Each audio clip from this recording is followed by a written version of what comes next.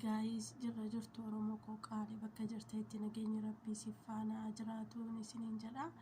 Warroonni chaayinaal akka kiyya kanaaf haaraa taatan subscribe gochuudhaan maatii kiyya ta'aa isiniin jedha Oromoo koo. Warroonni maatii kiyya taatan immoo like share naaf godhaadhaan isiniin jedha kabajaani. Naaf galatooma. Gaafin gaafadheef deebisuu dhufee jira jechuudha.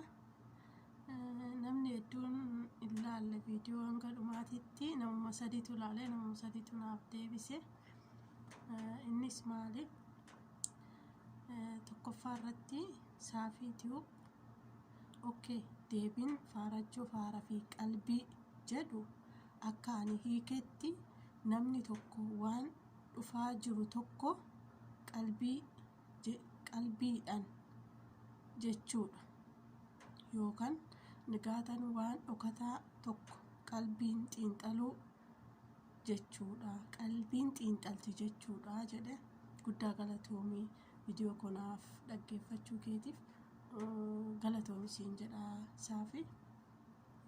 Lammaffaan immoo addunyaadha. Addunyaa hundeessa. Deebii gaafii keetii jedhe. Faarachuu gosa Oromoo naannoo Tuulamaati. Tuulamaatti beekamaadha. Gosa sanyii guddaa taatee yoo qalbii fi faara qabaatte bakka yaadde gahuu ni dandeessa jechuudha. Gama biraatiin gosti kee faarachuu faaraa fi qalbii qabaachuu jechuu sitti mammaakanii jabaadhu kormeetiyyaa. Umurii naa dheeradhu lubbuu kiyyaa naaf jiraadhu naaf kabajamii siin jedha. Galatoomii siin jedha lubbuu koo. Maatiidhuma waan ta'eef namni sadaffaan ammoo namni bakka ka'ee beeku jechuudha. Namni bakka ka'ee beeku dhugaa Rabbii jechuun asiin qabu yaayyaa hoop guddaa naa galatoomii naaf jiraadhu umurii naaf dheeradhu. Maaliif jennaan bakka guddaa sana teessee bakka irraa kaate yaadatte ana bakka xiqqoo jiru kana viidiyoo koo dhaggeeffattee deebii naa kennuu keetiif guddaa galatoomii siin jedha onnee kootirraa. Rabbi gammachuu kee nu argisiisu. Hedduutu akkasitti gammada Oromoon. Rabbiin ammoo guyyaatii gammaddee gammachuu keetiin nu argisiisuun siin jedha. Miidhagina yaayyaa hoop miidhagina qalbii yookaan nama yaada bareedaa qabu. Fakkeenya nama qalbii qulqulluu qabu jedhe. Guddaa galatoomii naaf jiraadhu umurii naaf dheeradhu. Rabbi gammachuu kee nu argisiisu siin jedha obboleessa koo Akiraa qaalii. Warroonni maal dalagdaa jettan viidiyoo koo odoon dhaggeeffatini maal dalagdaa yuutuuba keetirratti maal dalaguu barbaaddaa jettani. Ani mana jaraa keessan jira waan ta'eef ammaaf gaafiif deebii isiniif qopheechaa nin baasa amma fuulduratti. Gaafiif deebii sana baasee namoonni gaafii koo deebistan badhaasa qaba jechuudha. Akkasii akka kana isiniin jedha. Yoonan immoo amma isiniif deebisu galgala waan ta'eef barrii cufadhee jira. Maalaas of tarree jedhan jara keenya naasaa jira jedha.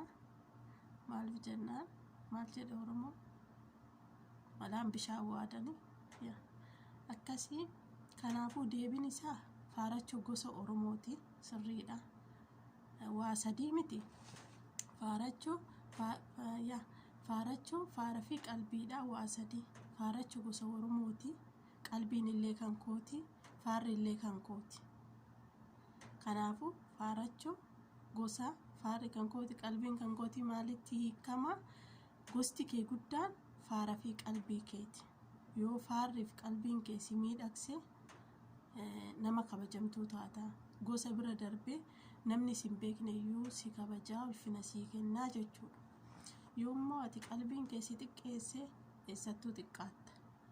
Namni si kabaju hin jiru. Faaree jedhamta.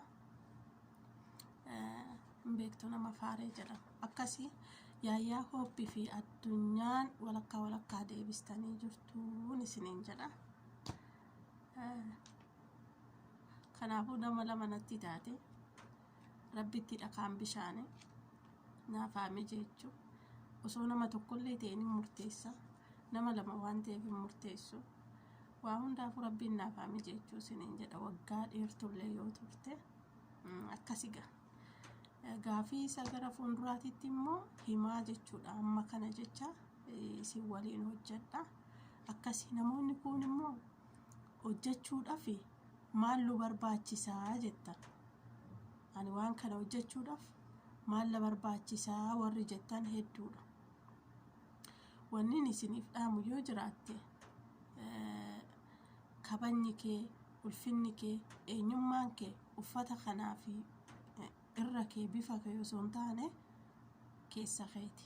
Kanaafuu yaada gaarii yoo qabaatte kottuu waa tokko sin barbaachisu. Ani garuu waan haaraa godhe tokkollee hin jiru. Odoo waan haaraa itti godheeti waan haaraa itti godhadhee asiin baasaa achiin baasaa isin jedha. Maaliif bilbilirree kanuma duraan harkaa qabu suuraadhuma sin miidhagsu ati immoo fakkeessuu osoo hin taane fakkaachuuf yaadi. Bakki kun miisii miti. Miisnatti fakkaata. Iddoon miidhagina irratti dalaganii akkasii sangaa hin beeku.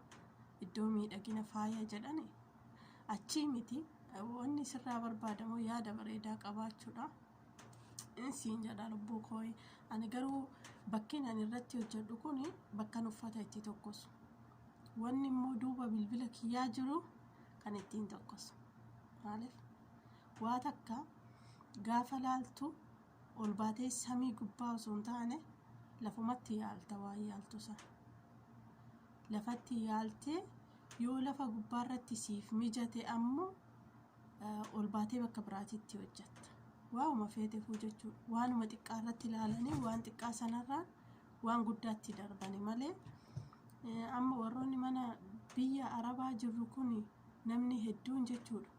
Kun mana ijaaraa jirra, kun barriin nu hanqatee jira, kun koorniisiin nu hanqatee jira, kun halluun nu hanqatee jira. Waan akkasii keessa jirra.